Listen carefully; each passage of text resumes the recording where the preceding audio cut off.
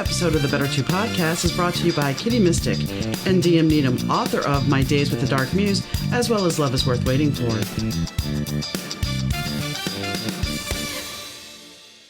Hi, gang. Donna here. Thanks for tuning into the Better Two podcast. Today's guest is Scott Harris. Scott has a book called Leap Forward Over Any Obstacle. And Scott takes us on a pretty incredible journey because, well, he decided that he wanted to fly. And, well, he badgered his parents at the age of 12 to let him take flight lessons. And that's just the beginning of our story. So stay tuned. Hi, Scott. How are you doing today? I'm doing great. I can tell that, I already know this about you because, of course, I have your bio. And the reason for the airfield behind you is you're a skydiver. I am a skydiver and a pilot. I spent a lot of time in the air. So this is kind of like an image of your home away from home then? Kind of. This is actually a runway in Mali. I have flown there. Nice. So what made you decide to become a pilot? I started learning to fly when I was 12 years old. When I was a kid, I wanted to fly more than I wanted to breathe. And I badgered my parents to have them send me to a school that had a flying club. I couldn't finish because I was too young to solo or get a license, but I logged about 12 hours of flight instruction and then I had to wait. I was good enough to solo, but I was too young. And I picked it back up when I got out of the Army while I was in college. Okay. When you were in the Army, did you do anything in particular that would help with that? Well, while I was in the Army, I was an aircraft mechanic and I took up skydiving as a hobby. Okay. So what's it like to be a skydiver? That has to be the first time you did it. Were you scared or you just took a flying leap? Because I know that kind of is your mantra, but were you scared the first time? Oh yeah. It scared me. The first time I did it, it scared me. And I can't have that. So I immediately, kept doing it. And I got over being scared and really fell in love with it right away. And it's become a lifetime obsession, kind of. What's it like to be up there in the clouds? It's a great feeling of freedom and it's a great release. And many of the important lessons that I have learned that have made my whole life possible, I learned from skydiving. I learned to focus my attention in, very much in the here and now at will. And that has allowed me to accomplish many of the things that I have done because I can really, when you leave the door of an airplane, you're really not thinking about your bills or your girlfriend or, none of your troubles. They don't exist.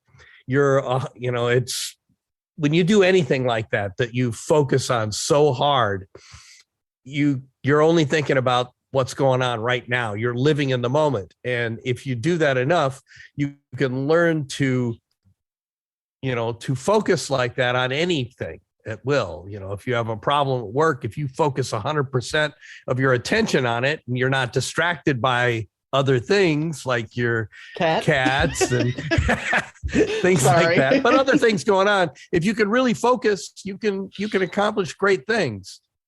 Agreed. Sorry about the cat. She does that. No, that's okay. I have cats. And that's the thing. I think sometimes we get so wrapped up, and I'm guilty of it as well. We get so wrapped up in the what if and the worry of what if this doesn't go exactly how I want it to, that we don't enjoy the present moment. We don't enjoy the journey of going to where we want to go. Yeah, that's one of the things that for most people, you can be your own, worst enemy. You can, if you're not thinking about, if you're thinking about what can go wrong and how to deal with what goes wrong and all that, you're really not focusing all your attention on what you're trying to do.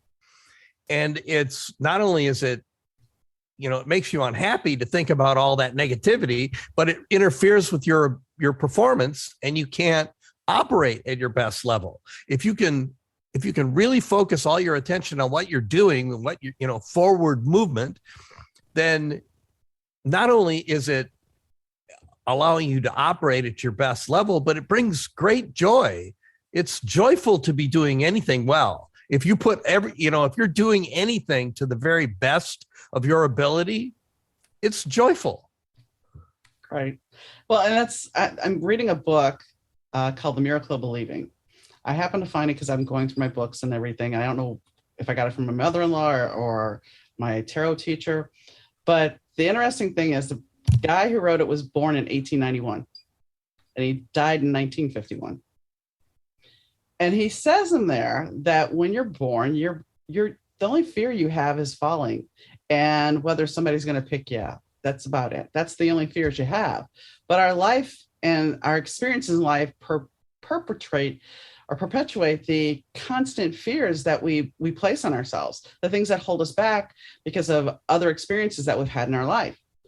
And it gives you food for thought because really that's the truth, isn't it? Yes, it is. Yeah, for most fear is a learned response. And, the fear of falling or I think the fear of fire is kind of pretty well hardwired into us, but anything like that, is something that if you have to face it, you have to overcome it. But also you develop fears for, being in open spaces or fear of speaking in front of other, groups of people. That's not natural. It's just something that, that happens to people after being isolated. You get fearful about standing up in front of people because you don't do it very much and everybody's looking at you and it makes you very self-conscious. But if you have no experience with any of that, you just do it and it wouldn't mean anything, but if you could overcome these learned fears or learn to not be afraid of fear. And honestly, that's where I fall in. It's not that I have no fear of, getting hurt skydiving or flying airplanes upside down or any of the crazy things that I do. Trust me, I've ridden horses that I have a certain fear for because they're nuts. But I kind of run towards that. I mean, like it's kind of like firemen who run, they run into burning buildings and they thrive on that energy. It's, because they've learned that when they run, when they move towards something like that, overcoming that fear and, rising to that challenge brings them great joy. And it does for anyone. If you overcome a fear that you have, it's a joyful thing. It makes you really happy. It makes you really proud of yourself. Even if it's, a fear of plugging an electric outlet in, if you overcome that, it makes you feel good about yourself.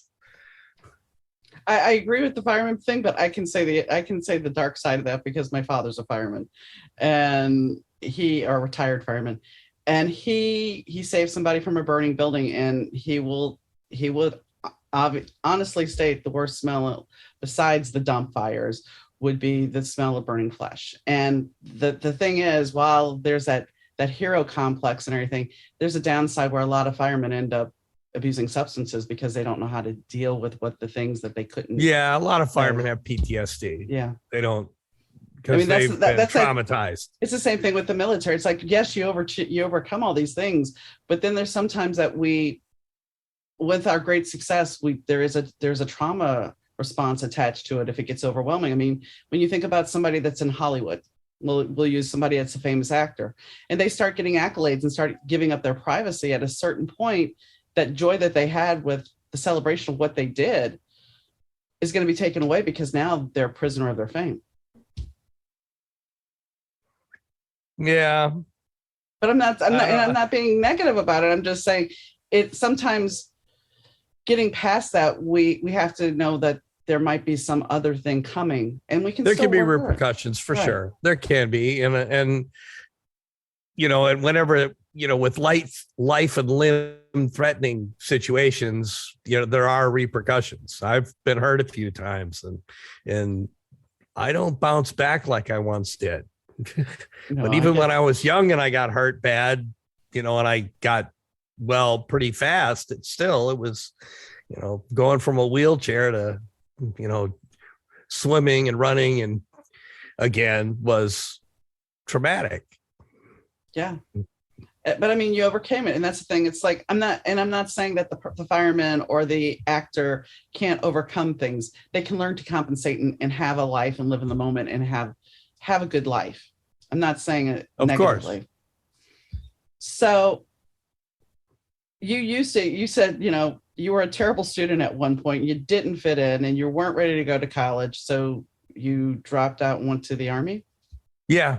When I was young in school, I actually, my mother was a teacher and she gave me the tools to learn to read really, really young. Mm-hmm. And I could actually read quite well when I first went to school. And that isolated me somewhat.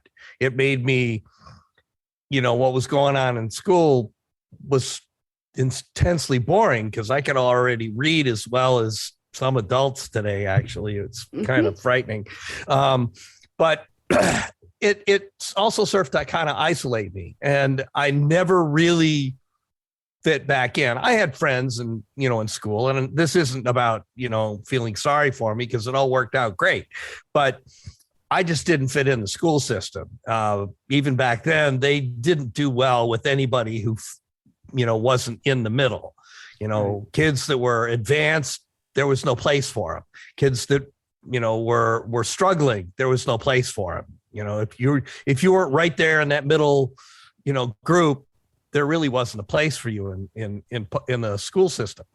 And I never fit in. I really didn't learn much in school. I sat and read novels. My teachers would try to engage me to a certain extent, but they'd give up because they didn't know what the hell to do with me. And they just let me sit in the corner and read. I'd sit and read novels and stuff. But then after and I knew that I wasn't ready to go to college. I just didn't have any plan. I don't think any, young people really don't have any way to know what they want to do. It's a little scary to me even now when I see people talk to young, like a high school student in their junior or senior year, and they ask them, so what are you going to do? And what they're really asking them is, what are you going to do with the rest of your life? They're looking at a 16, 17-year-old kid and expecting them to have a plan for the next 20 years. It's insane. They have no experience to make those kind of decisions on.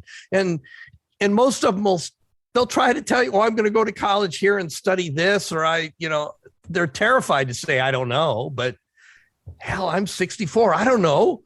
Well, all I know is that 5 years from now, I'm going to have different goals than the ones I have today. And I have lots of goals right now.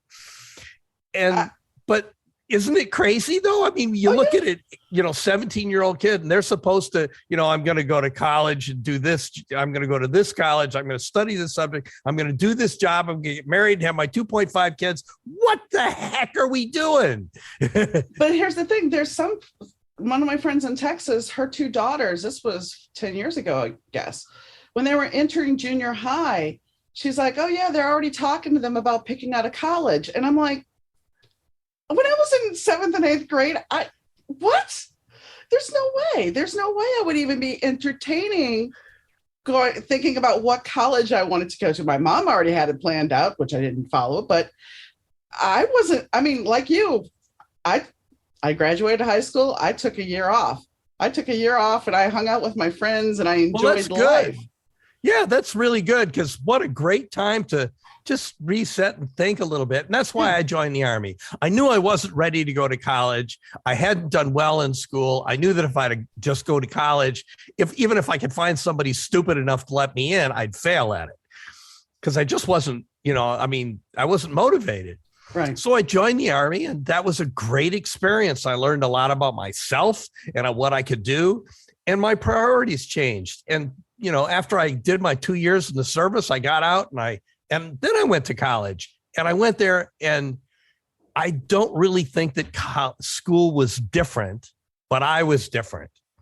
And I got my first degree. I graduated summa cum laude. I loved going to school.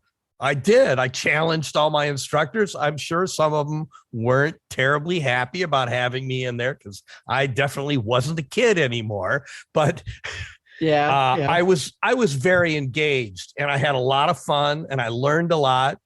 And I learned how to, work within the system. All the classes weren't great, but I had fun going to school, and I ended up today. I have 3 degrees, Nice. and I'm constantly learning new things. Learning is fun.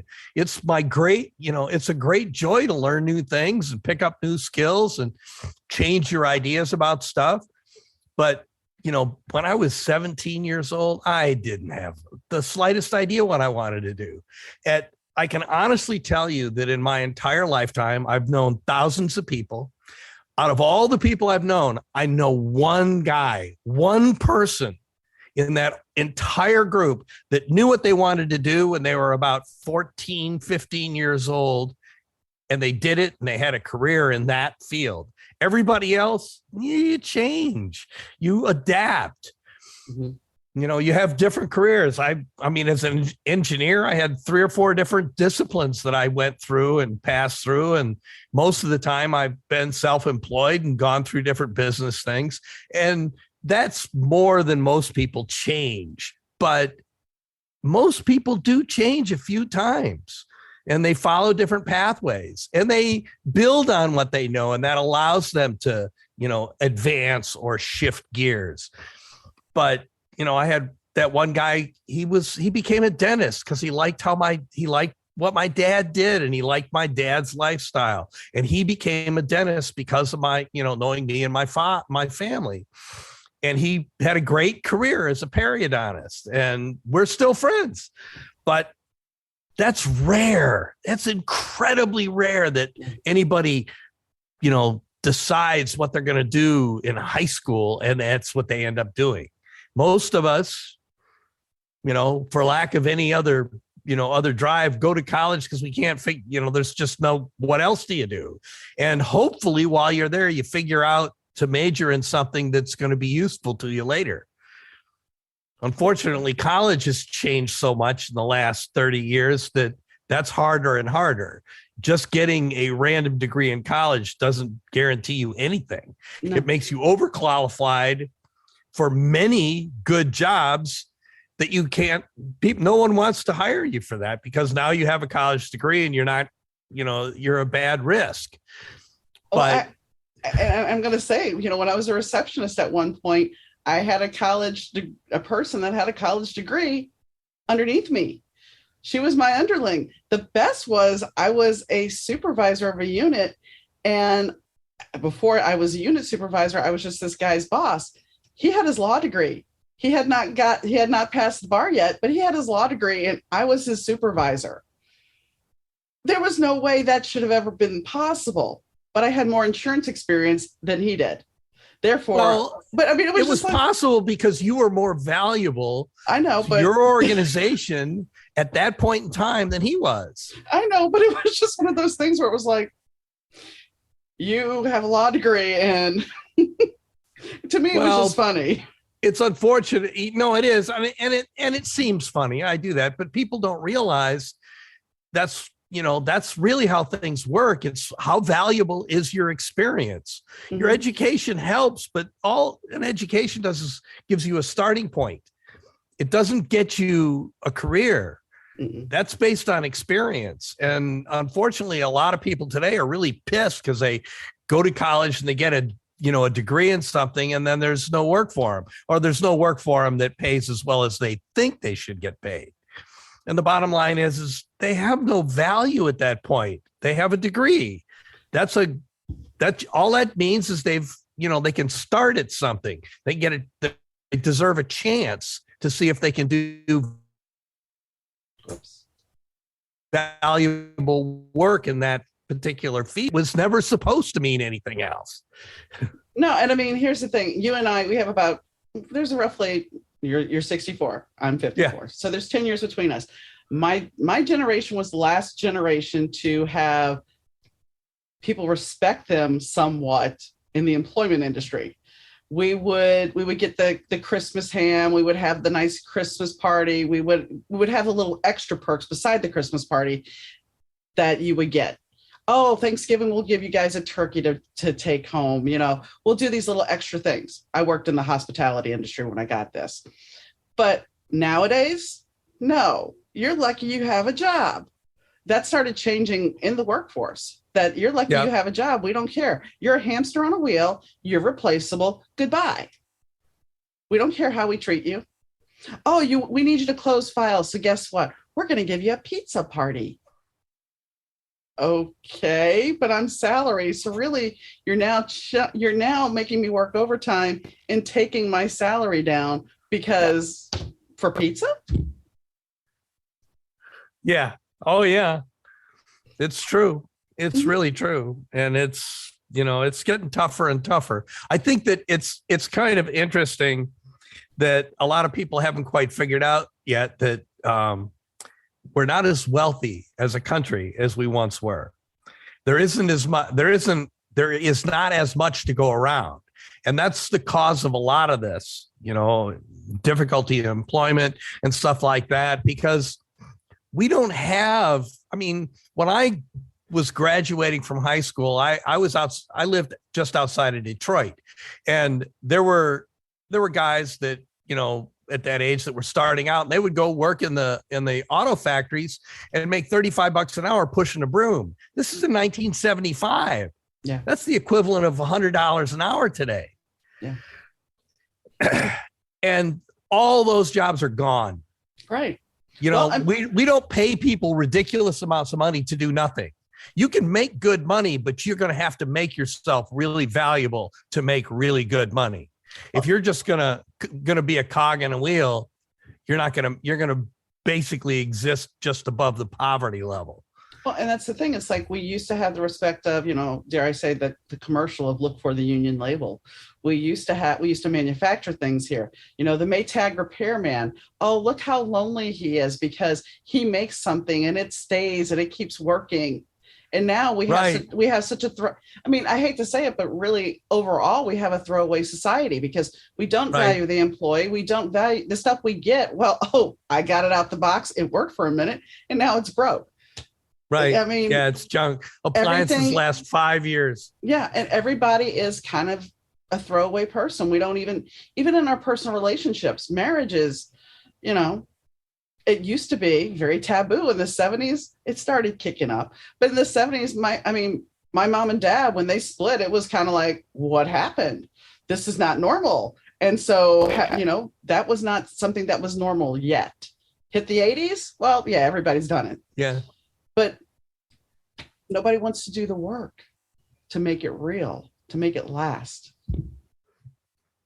Yeah, it's we don't manufacture much here. Mm-mm. We won World War II because we over industrialized. We out manufactured the Germans and the Japanese. That's how we won that war. It wasn't because we were braver and we had more soldiers. We didn't. But all the soldiers we sent out were so much better armed and had so much better equipment and resources. We overran them. And the fantastic wealth of the middle class in the 50s and 60s was all about our manufacturing. All American goods were treasured throughout the world. Now, what do we make? Nothing. Games? We're not manufacturing things any better than anybody else. And we're struggling to keep up. Our cars are, well, for a while they were junk, but now they're about as good as, they're almost as good as the Japanese cars. They're a little better than some of the other cars. We're not the best by any wild stretch of the imagination. And, this is having an effect on the opportunities that young people have. Mm-hmm. And it's tough. I worry about what my kids are going to get. Well, there was other than somebody getting a divorce, most of the time you would see mom, dad have a kid grows up, gets married, goes to college, whatever, moves out the house, They're not coming back unless there's a divorce. They're on their own. But now you see more families moving in together because they can't afford to live any other way. Uh-oh, you froze. Might be there might be some issue because I'm hearing an echo. I just got a sign saying that my internet connection was unstable. Can you hear me? I can hear you now. You froze for a second. Oh, okay. Well, what I had said was, because I'll edit that out. What I said was that, before you used to be able to watch, somebody get married, your kid would get married, they'd go off, everything would be fine. And go to college and whatever and have their life. And they would only come back if there was a divorce or something of that nature. But now parents and kids are moving back, or kids are moving back in with their parents because they can't afford to live. Right. Yeah. It's not uncommon. Single kids in their 30s and older are living with their parents. I mean, my first apartment when I moved to Dallas, and granted, this is 1989, was, I believe, $275 a month. And that's well, it seems a lot based on that economy. It still wasn't that much. It really wasn't. But now, find an apartment that cheap, no way. There's not going to be, it's not a possibility. A studio here in a small town is $850. Yep. Yeah, that's about the same here in the Portland area. I mean, basically, if you're renting any kind of an apartment, it's going to be closer to $1,500 to $2,000, and that's a lot. That's a lot of money. And who's got that kind of money? I mean, and then you have to also look at the older generations, because as they retire, is their Social Security going to be that high enough to pay? I mean, it's a joke. Yeah, I don't believe it is.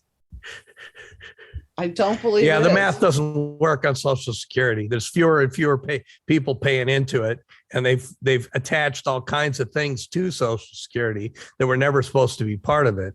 And it's not like they're taking money from, it's not like they invested the money as it's coming in. It's based on a constant flow, and it's not there. We don't have the workforce is shrinking. And you have an income cap on the wealthy, the super wealthy, that they're only going to pay a small amount.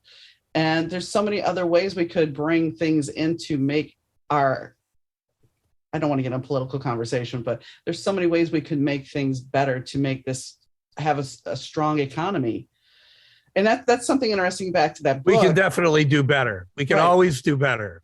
There was something interesting in that book. He was talking about the power of belief and how it's used with propaganda and war, and how it's also used with the economy. How back when the stock market crashed in the 1920s, people were okay with it, but then they started putting out news stories like, oh, the market's so terrible. And so everybody started buying into that fear factor. And so the fear, it became more of a hive mind. That's not his words, that's mine, but a collective mindset. And therefore that fear becomes more universal, which then magnifies.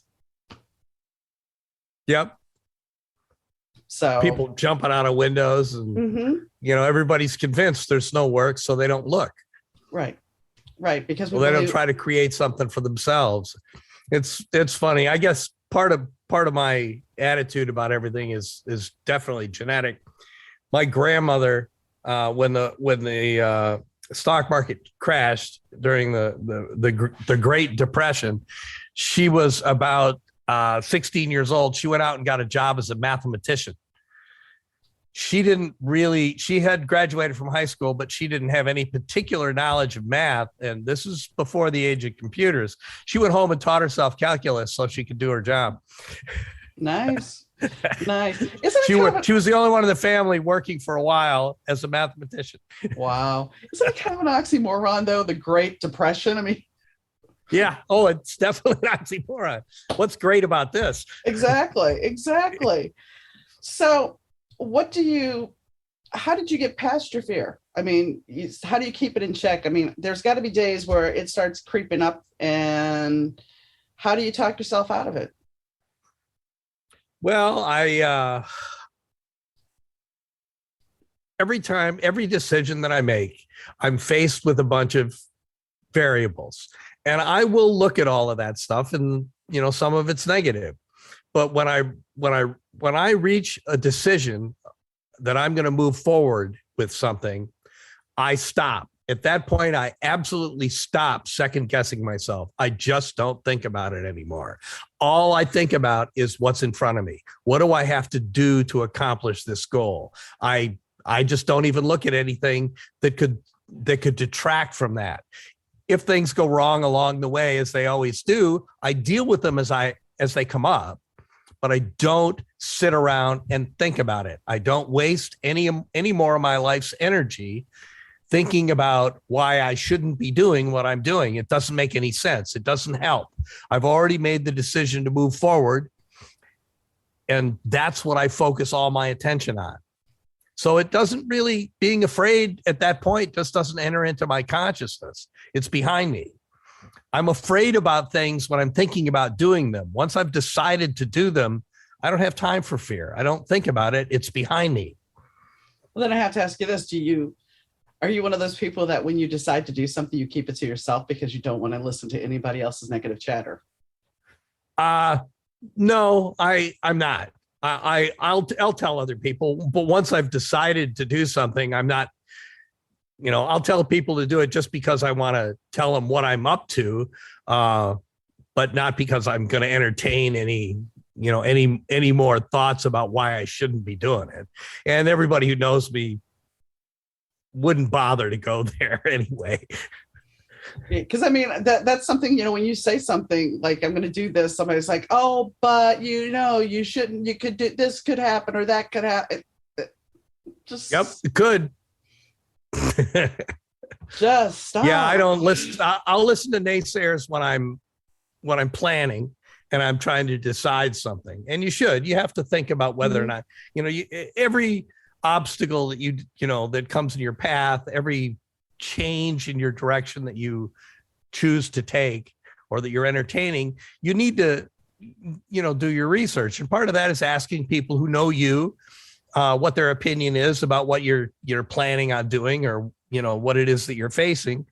And you should do that. But once you've decided to move past that point, it's pointless to listen to that. It really is. You're really detracting from your own performance by entertaining any negativity. It doesn't help you accomplish your goal at that point. And once you've crossed that line and you're committed to what you're doing, you need to think about that and not waste your time on, the people who want to say, don't do this, because you're already doing it.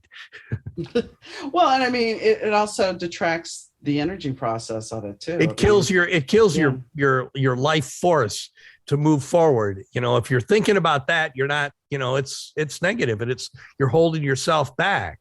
It isn't that you have to be impolite to people that are, they're telling you what they think, but we all have friends like this, that it's all negativity. It's weird. My mother's like that. Everything's bad news. I mean, everything that comes out of her mouth is bad news. And she's most happy when she's miserable. And I don't personally understand people like this. I've had a couple of good friends who are like that, but everything, the glass is half full. It's, or half empty. It's, everything's bad news. Everything's, all the negativity about anything that they're going to do. But that's just how they are. And I don't understand them. I don't want to live in that headspace myself. I want to live in a headspace where everything's going to work out. Sometimes it doesn't, but I haven't let all that, if I get to a point where something doesn't work out for me, all the time and energy that has got me to that point has been positive. And I haven't, been, surrounded with all that negative energy until, it went south for me. And then I have to just deal with it. It's kind of like the old saying, a coward dies 1,000 deaths, a brave man dies but one. And that's kind of an extreme thought, and everything you do doesn't necessarily involve tremendous courage, but it kind of does. Anything that you're doing that involves risk, there's a chance you're going to fail. But if you think about that failure all the time, you're surrounded with negativity through the whole process. There's no way you can operate at your best level and have the best outcome.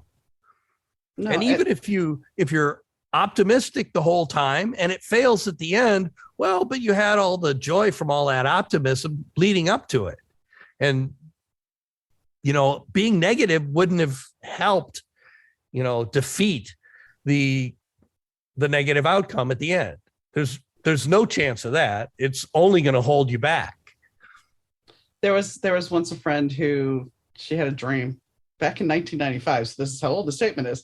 And it was somebody that I knew came to her in this dream and told her there are no memories without the risk. And there was something very profound in that statement when she told me about it. I was just like, okay.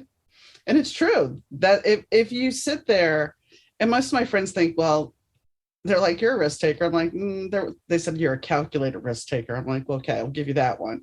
But it's true. If you don't take the risk, you don't know what you're missing out on. You may miss out on something spectacular. So you have to take that risk. And absolutely. If you fall on your face, because for me, my mother would be a great proponent to sit there 1 minute and say, one day you're going to fall flat on your face. And I hope I'm there to see it. And then the next minute tell me I can do anything I put my mind to. So I remember being in my 30s and asking my dad, so are you proud of me? He's like, what does it matter? And I'm like, what do you mean, what does it matter? He's like, I said, it just matters. He goes, why? I said, well, because I want to know if you're proud of me. He goes, it doesn't matter. In fact, the only person that needs to be proud of you is you. You need to own yourself.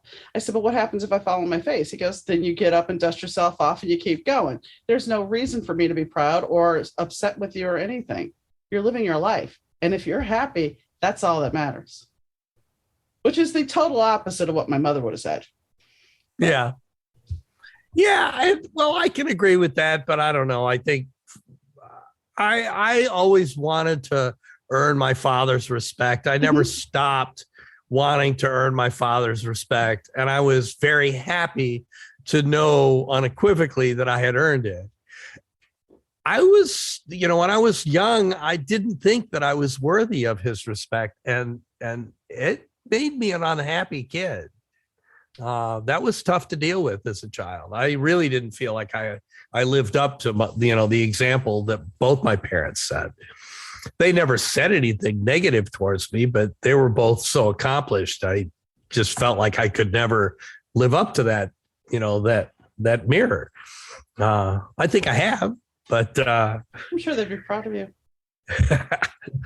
but part of what helped me accomplish the things that I have accomplished is constantly wanting to be better, to know that, I'm on a path of, a never-ending path of self-improvement.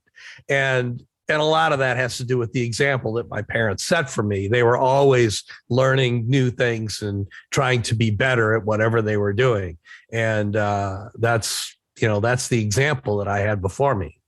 It was a little overwhelming as a child, but that's life. Well, I think, our parents are great at teaching us things, whether it's in the awkward lesson that my mother would give me. And to be fair to my dad did tell me he was proud of me. When I got married to my second husband, he gave me away, which I wasn't expecting. And then when we were doing the father-daughter dance, he came out and said, I love you and I'm so proud of you, of the woman you've become. So I did earn his respect and I didn't have to ask him again for it. He just gave it.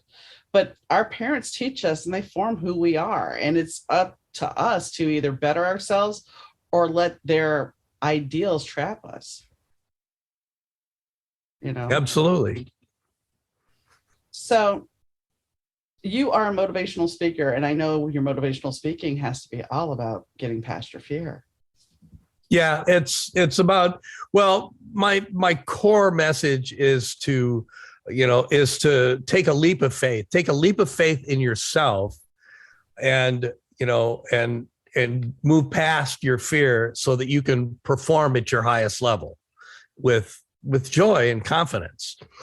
And I try to use my own life experiences to illustrate the lessons that I've learned that help me figure out how to do this. I was fortunate enough to learn at a very young age that the only thing that really matters to me is to have challenge to face, and to have things that, that I want to constantly become better at. That's what skydiving brought to me.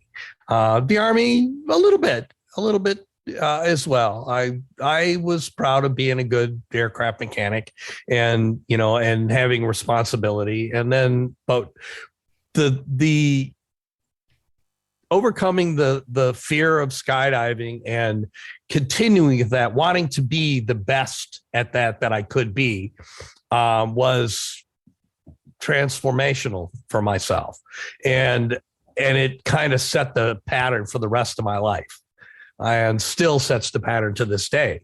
I still want to be better at everything that I do, and I still look for new challenges. And it isn't about the ultimate goal. It isn't like, well, when I get to this point, it's, I will have reached that goal. For me, when I like, if I ever get as good as I can at something, I start looking for something else. I can't be static. I cannot remain static in any position. That's boring to me. It's about striving. It's about clawing my way forward to become better at anything. That's what brings my joy. That's what life is all about for me. And I think it is maybe to a more sedate level for most people. If you can find joy in, getting better at what you do, it's fun, and it makes your whole life better. And sometimes that's hard to do, if you're stuck in a job that you don't like, but you can't, financially, you can't make that decision to just quit and move into something else. You have to find, satisfaction in doing what you do well. And if you can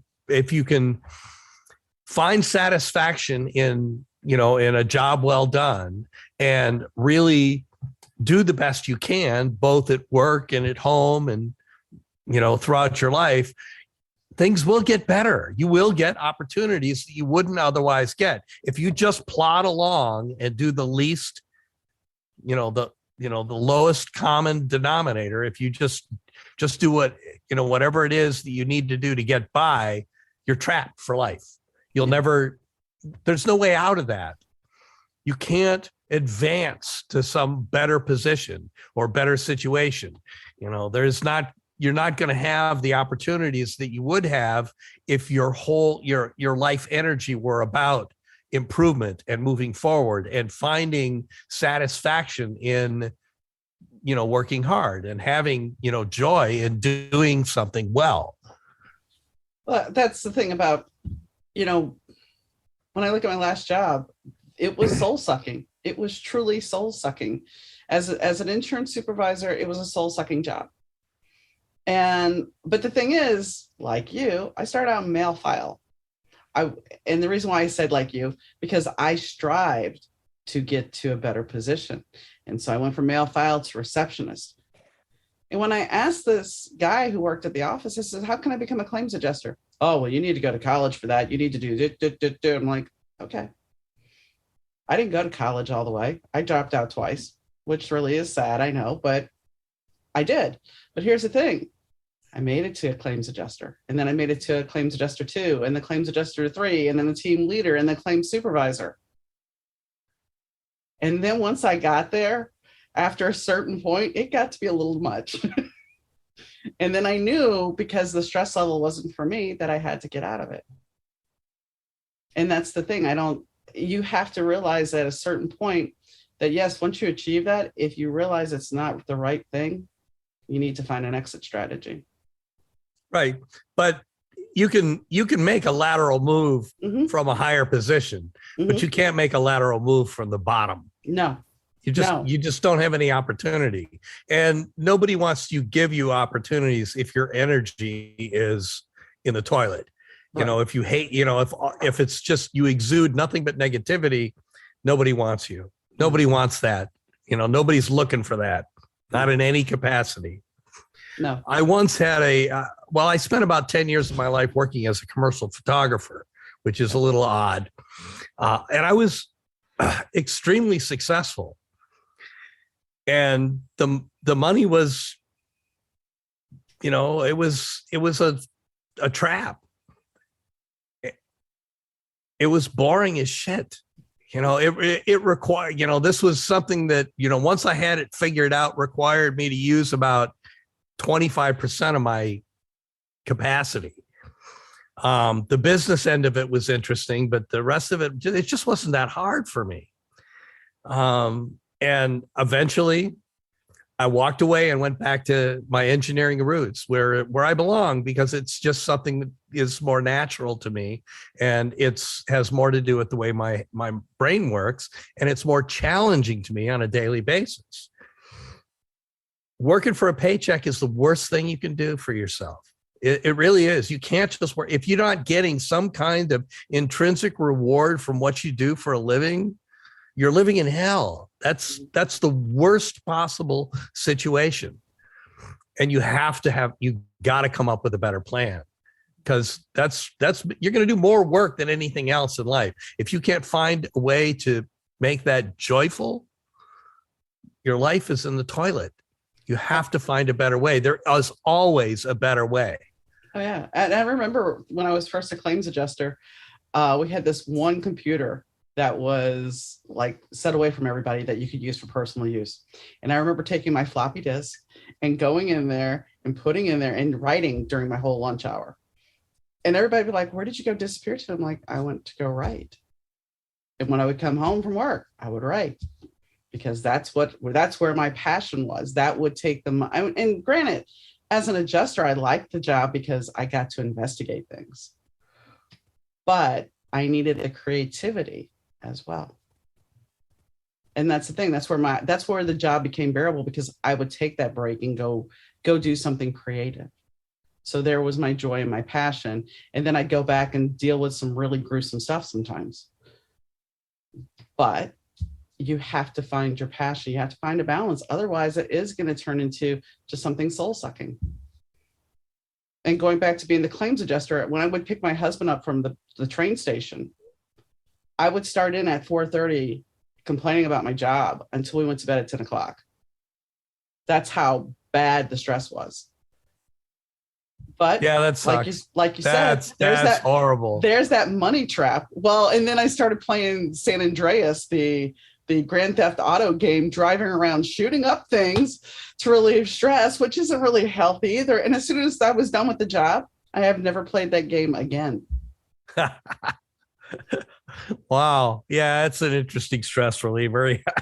It was not a healthy stress reliever. I mean, granted, I like to drive around because it had some really cool tunes, but there was other aspects of the game that were really dark. And it's not that I wanted to do that to anybody. It was just, it was a way to get the stress out. Yeah. Yeah. That sounds terrible. Your husband must be a saint. He was a saint. He was a saint. He would constantly tell me, you need to get out of that job.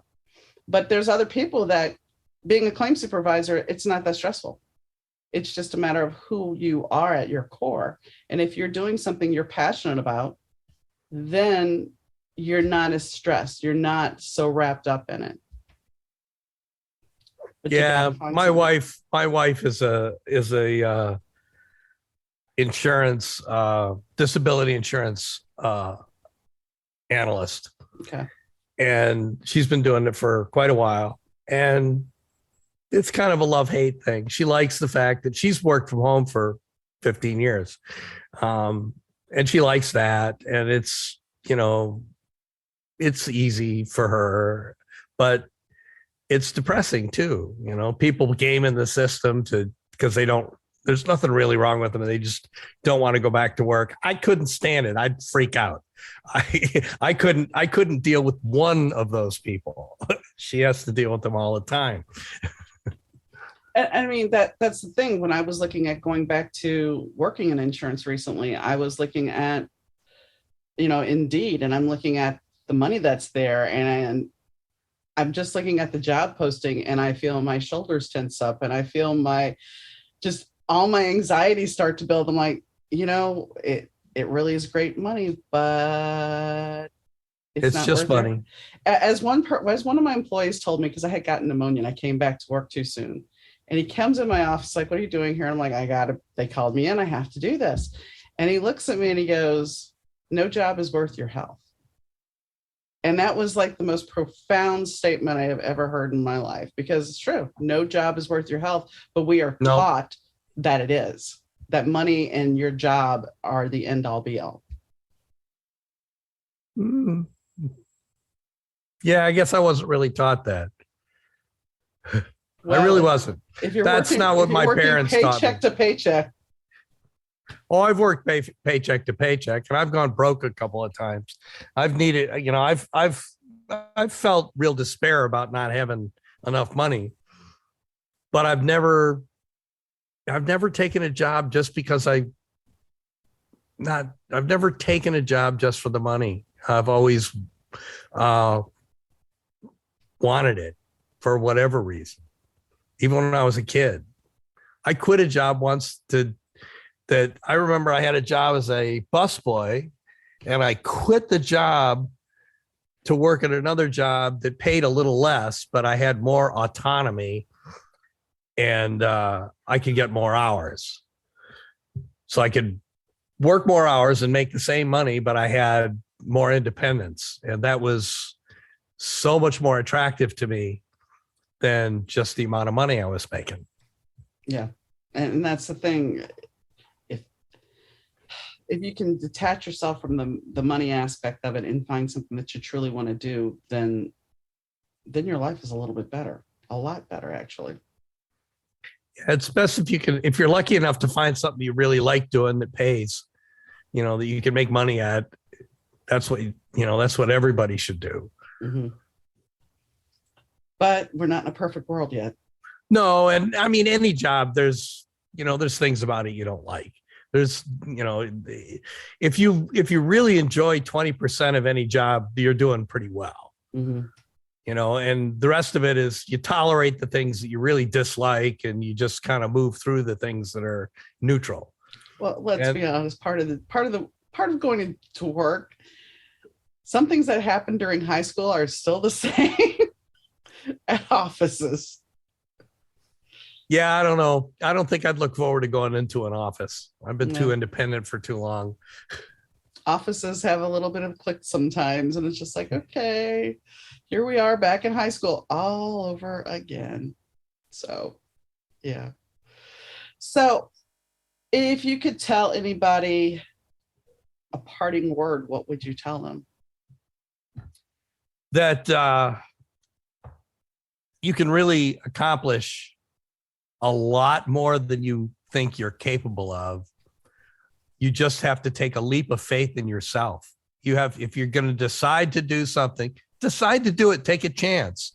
And just, don't, when you make that, once you make that decision, stop looking back.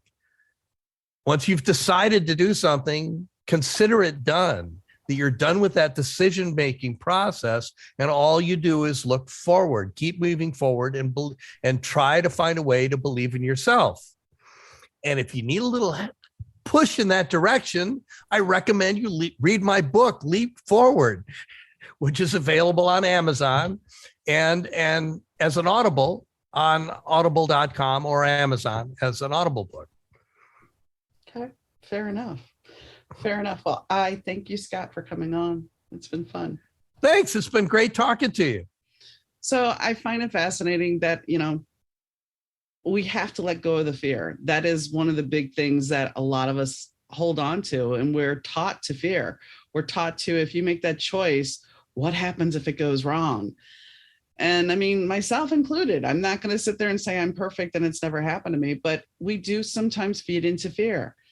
So now all of us need to try to step back and go, you know what?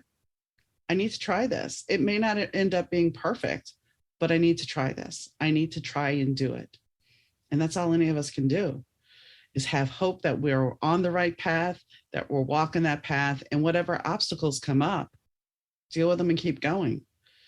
Sometimes we think we can't do something, and it turns out that we actually can. So I'm going to keep it short and sweet today. If you want to be a guest on the show or you want to leave a question, comment, or concern, you can do so by sending an email to Donna, Dauna, at better2podcast.com. That's Donna at better2podcast.com. If you want to catch up on the show, you can do so at better2podcast.com or any of your podcast sites that you may listen to. Also, on better2podcast.com, you can find our social links. As always, the show is presented to you by Kitty Mystic and DM Needham, and our sound is done by Rich Zai of Third Ear Audio. So I hope you enjoyed the show, and whenever you're listening, whether it be evening, morning, or the weekend, I hope you have a great day. Take care, guys. Bye.